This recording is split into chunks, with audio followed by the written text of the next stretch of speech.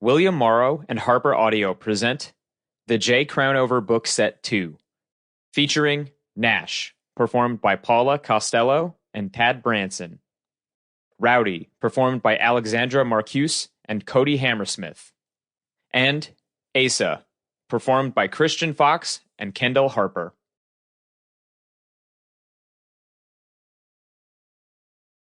Nash. Introduction. I grew up in a pretty small town here in the mountains in Colorado.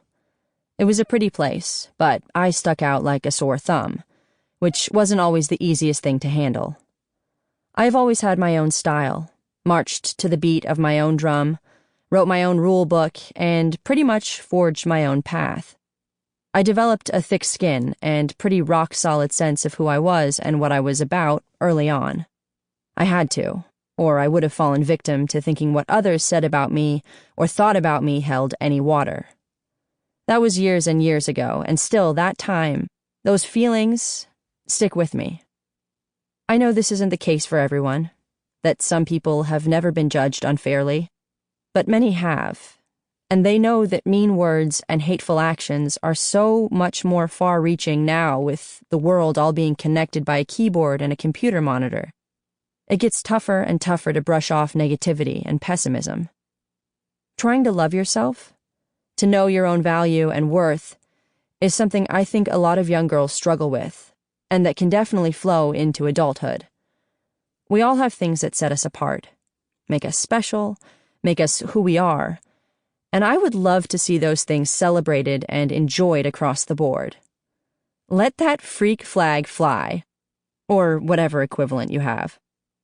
I think on the journey to finding the love we crave, the love we truly deserve, the first stop has to be the love we have for ourselves. That's a love that can never be lost and can only grow and get stronger the more it is fostered and developed. Appreciate who you are. Love what makes you different. Tell your story your way. Embrace the things that make you beautiful inside and out, and know that once you do, no one else can ignore those traits. Revel in the quirks that simply make you, you. And do it with pride. You can search throughout the entire universe for someone who is more deserving of your love and affection than you are yourself, and that person is not to be found anywhere. You, yourself, as much as anybody in the entire universe, deserve your love and affection. Buddha. No one can make you feel inferior without your consent. Eleanor Roosevelt. Man often becomes what he believes himself to be.